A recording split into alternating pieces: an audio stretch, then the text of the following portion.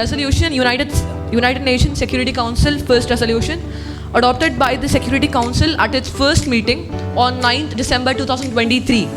The Security Council, reaffirming the purposes and principles of the Charter of the United Nations, recalling that all parties to conflicts must adhere to their obligations under international law, including international humanitarian law and international human rights law. Stressing that international humanitarian law provides general protection for children as people taking no part in hostilities and special protection as people who are particularly vulnerable, and recalling that the taking of hostages is prohibited under international law. Expressing deep concern at the humanitarian crisis at Gaza Strip and its grave impact on its civilian population, especially on the disproportionate effect on both women and children that are being innocent, and impact faced due to shortage of medical supplies such as the substantial services including fuel, medication, water.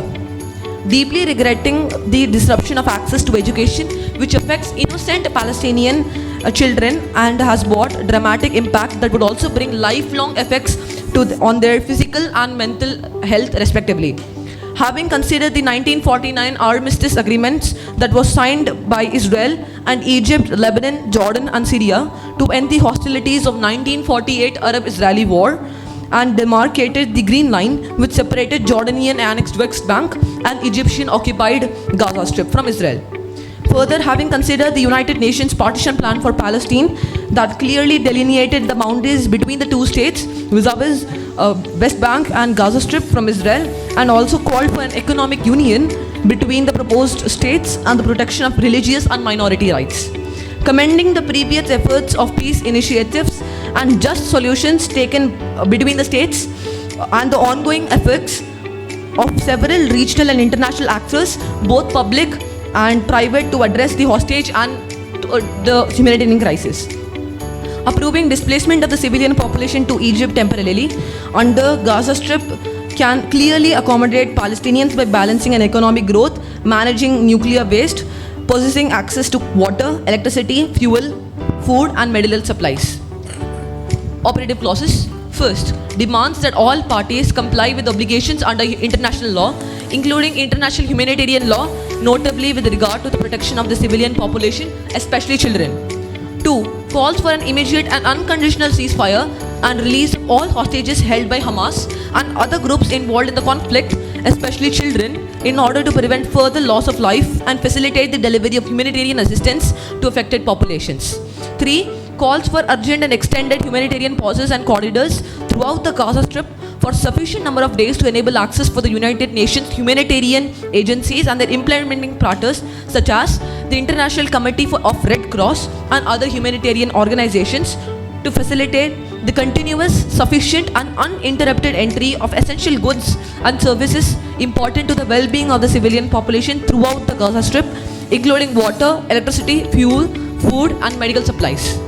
Calls on all parties to refrain from depriving the civilian population in the Gaza Strip of their basic services and humanitarian assistance that are indispensable for their survival with respect to humanitarian law, and calls up for scaling of such supplies to meet the humanitarian needs of the civilian population, especially children.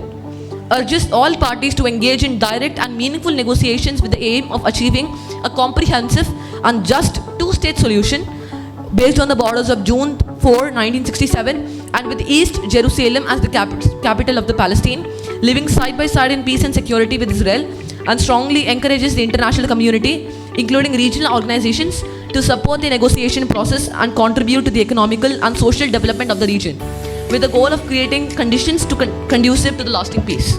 Solemnly affirms the member states to provide financial and technical assistance to support the implementation of the two-state solution and reconstruction efforts in the region, and the international community to establish a trust fund to support the economic development and reconstruction of Gaza Strip with contributions from both public and private sources.